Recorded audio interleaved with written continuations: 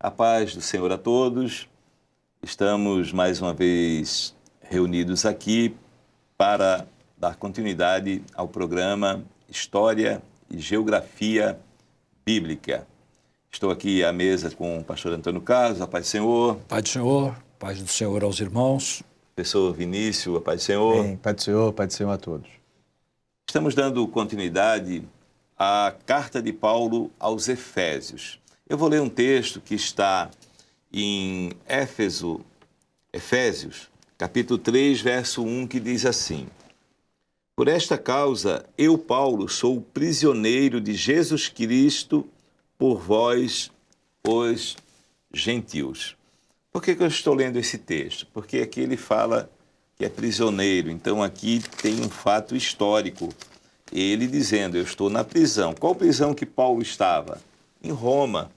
Então, por volta do ano 62, foi falado no episódio anterior, ele estava numa prisão domiciliar, né? Um oficial lá tinha permitido ele ter essa prisão domiciliar primeiramente. Na segunda prisão, então, ele vai lá para a prisão Mamertina, que tem lá, quem vai lá em Roma, no Monte Palatino, ali atrás, tem a prisão Mamertina, que é uma prisão já bem mais complicada. Ela tem só um buraquinho em cima, assim, a pessoa jogada na prisão ali embaixo, um lugar muito insalubre. A segunda parte da prisão dele foi uma prisão bem difícil. Mas nesse período aqui ele recebia visitas, ele podia escrever, mandar cartas. Então Lucas ia muito ali com ele, porque Lucas era o escriba de Paulo, né, na maioria das suas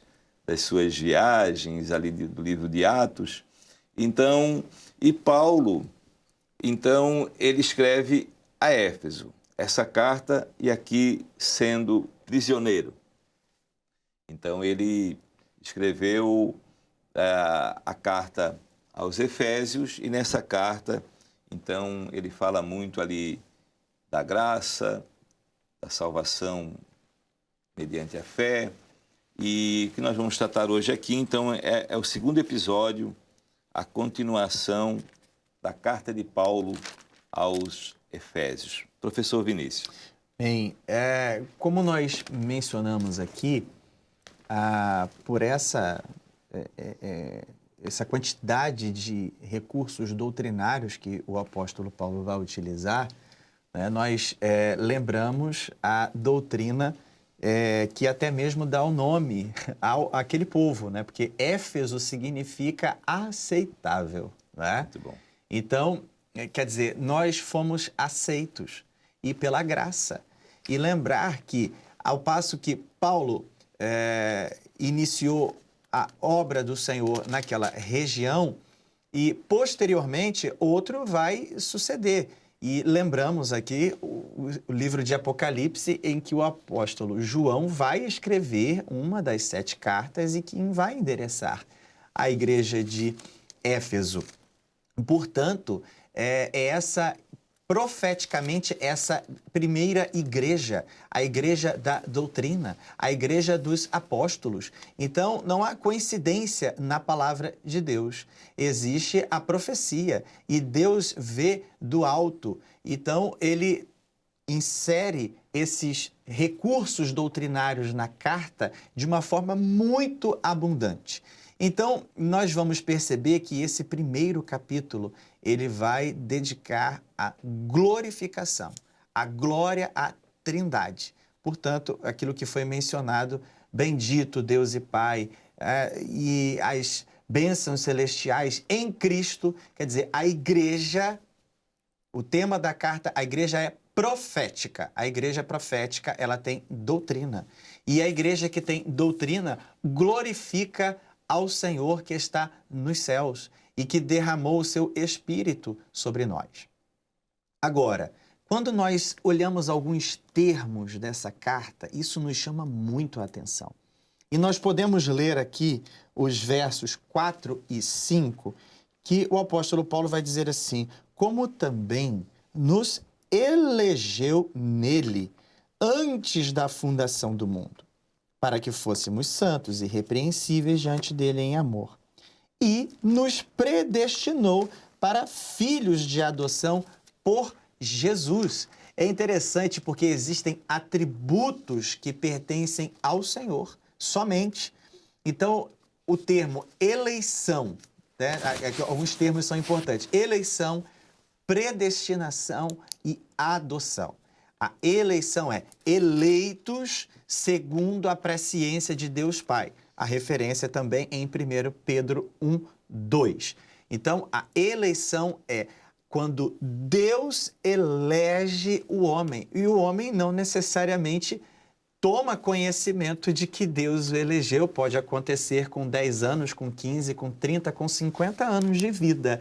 Mas é importante que esse ato é do Senhor Deus unicamente. É um ato soberano. E o próprio apóstolo Paulo, na carta aos Gálatas, ele vai dizer que ele foi conhecido pelo Senhor desde o ventre. Quer dizer, Deus o elegeu.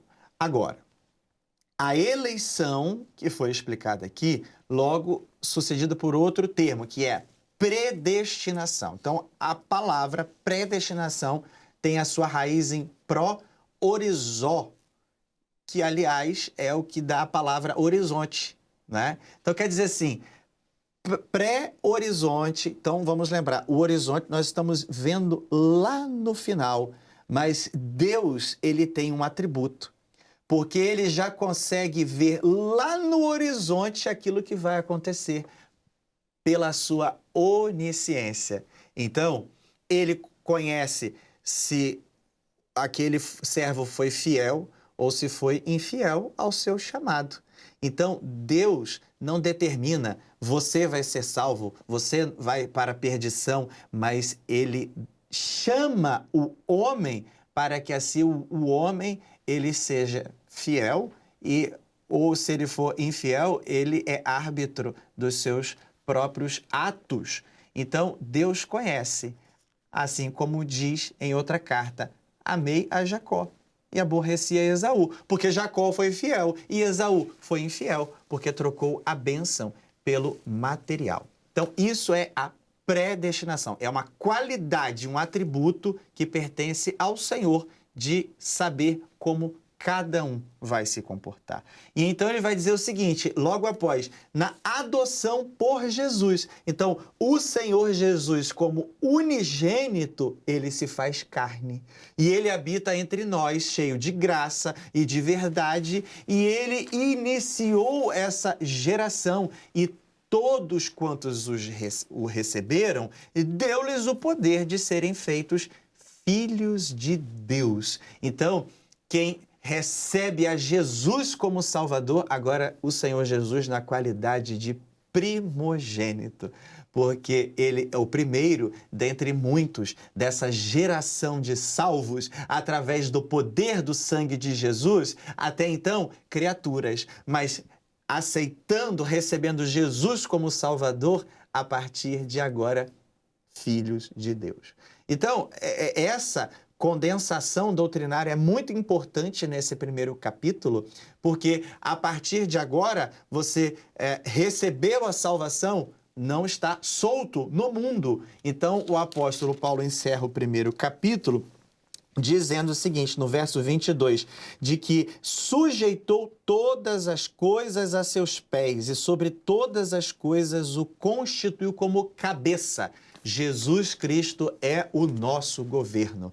Na carta aos Coríntios, estudamos o corpo. Agora nós estamos vendo o cabeça. A presença de Jesus como governo na vida do homem. Novos capítulos virão, né? Então eu passo aqui a palavra aos demais pastores e vão falar acerca dos assuntos dos próximos capítulos. Vamos passar a palavra ao pastor Antônio Carlos, que tem coisas bem interessantes a nos passar. A carta aos Efésios realmente fala do governo do Filho, que é o cabeça da igreja. Nós vamos ver que na carta aos Efésios, o apóstolo Paulo, ele mesmo diz que, lendo as cartas deles, se dá para entender como que ele compreende os mistérios de Deus. Então, ele começa a revelar alguns mistérios. E um deles é como é grande a pessoa do Senhor Jesus. Ou melhor, quem é Jesus glorificado? Quem é esse Jesus que ressuscitou? Então, no capítulo 1, verso 20, aliás, eu vou até ler um pouquinho antes, verso 18. Tendo iluminados os olhos do vosso entendimento, para que saibais qual seja a esperança da vossa vocação, e quais as riquezas da glória da sua herança nos santos. Eu vou continuar, mas o apóstolo Paulo está querendo fazer com que os efésios e os outros que lerem as cartas, inclusive nós, entendamos como é grande esta salvação e a riqueza que Deus nos concedeu através de Senhor Jesus. Verso 19, e qual a excelente grandeza do seu poder sobre nós, os que cremos, segundo a operação da força do seu poder, que manifestou em Cristo, ressuscitando-o dos mortos e pondo-o à sua direita nos céus, acima de todo principado, e poder, e potestade, e domínio, e de todo nome que se nomeia, não só neste século, mas também no vindouro, e sujeitou todas as coisas aos seus pés e o constituiu como cabeça da igreja. Então Deus colocou o Senhor Jesus como o Senhor de todas as coisas, através da sua morte e ressuscitação. Isso é, ou ressurreição, né? Ele o fez o Senhor dos céus e da terra. Se nós olharmos aqui, não é, o Salmo 110, a palavra diz assim, eu estou lendo o Salmo 110, porque faz referência à grandeza do Senhor Jesus. Disse o Senhor ao meu Senhor, assenta-te à minha direita, até que ponha os teus inimigos por escabelos dos teus pés. Então o Senhor o constituiu ao Filho, o Senhor, à sua direita, como a pessoa mais poderosa nos céus e na terra, abaixo dele. Abaixo do Pai, todo poder foi dado ao Filho. Também fala do cetro da tua fortaleza em Sião, porque o cetro fala do poder de quem o detém, não é? Ele detém o cetro de Jerusalém, o cetro do reino, né? Do reino. Também fala como ele também foi feito sumo sacerdote de uma nova ordem de Melquisedeque. Então, o Pai sujeitou ao Filho todas as coisas e o fez também cabeça da igreja. Então, nós somos participantes da graça de Deus através do Filho. Ou, em outras palavras, como o Filho é tão grande, esse Rei poderoso, esse Senhor de todas as coisas, é o Senhor da igreja. Nós somos participantes da grandeza dele quando nós estamos no Espírito, não é? Mas tem mais um detalhe aqui, porque eu vou fazer uma conexão, porque ele fala várias coisas em vários capítulos.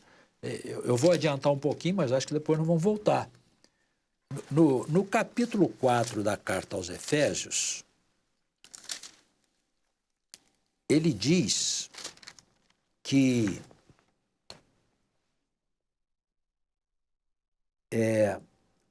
no capítulo 4, verso 8, subindo ao alto, levou cativo o cativeiro e deu dons aos homens.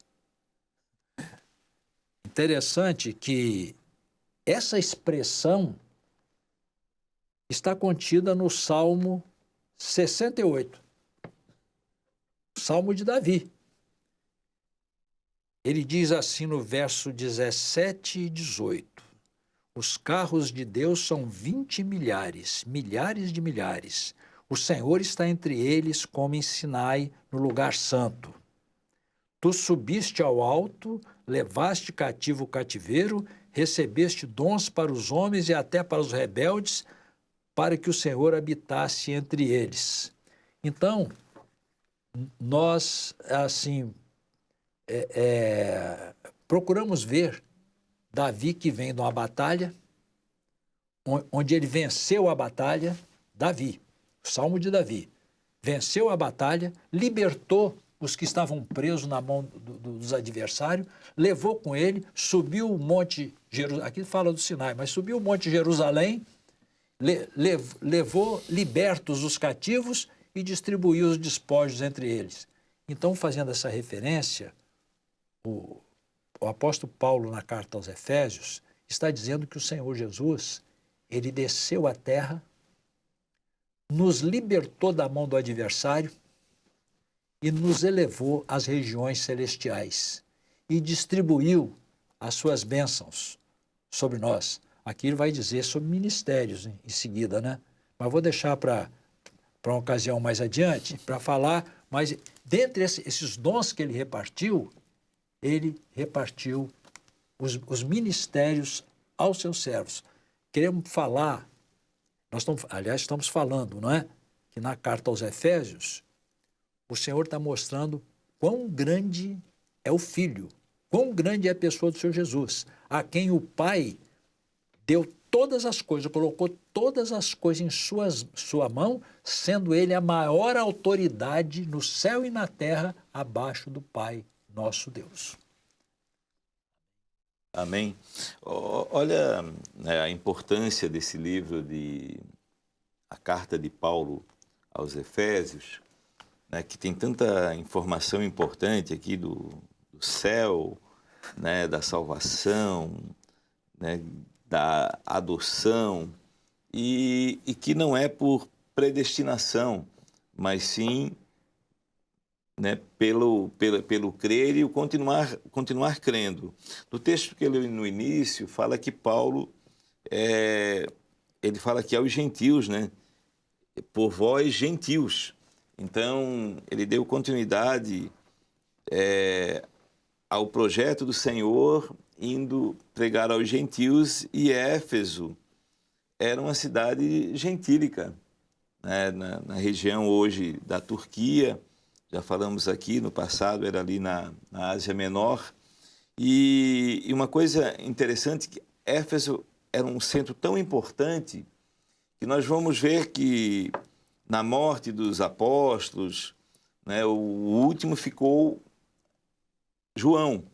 E João, a Bíblia diz que ele morreu, a Bíblia diz não, historicamente, né, se sabe que ele morreu lá por volta do ano 102 depois de Cristo, e ele viveu em Éfeso. Ou seja, após todos os apóstolos antes de João, inclusive Paulo, morrer, a maioria, né, martirizados, João, ele escolhe Éfeso para dar continuidade ao projeto de Deus. Então, olha a importância da cidade de Éfeso como centro nessa época aqui para o Evangelho. Professor Vinícius, mais alguma... Cabe nós lembrarmos um verso que marcou história, não é? Que está registrado nessa carta, que é Efésios 2:8. E vamos ler juntos, porque ele é base para a nossa fé, que diz assim: pela graça sois salvos, por meio da fé. E isso não vem de vós, é dom de Deus. E não vem pelas obras, para quê? Para que ninguém se glorie. Então, a salvação é uma operação que vem de Deus. O homem, pelas suas boas obras, não é capaz de conquistar a salvação em Jesus, nem pela sua intelectualidade, não é? Nem pelas suas conquistas, mas é pela graça. É um favor que o homem não merece. E nós temos também dois elementos, falamos elementos importantes do primeiro capítulo, mas agora no segundo nós temos novamente graça e fé. Então, essa carta que tem ali esse tema, né, a igreja profética e o governo de Jesus, não poderia deixar de ter esses elementos. A graça é uma dispensação. Então, nós temos a dispensação que é do Pai. o Velho Testamento, que só se encerra com o último profeta, que é João Batista.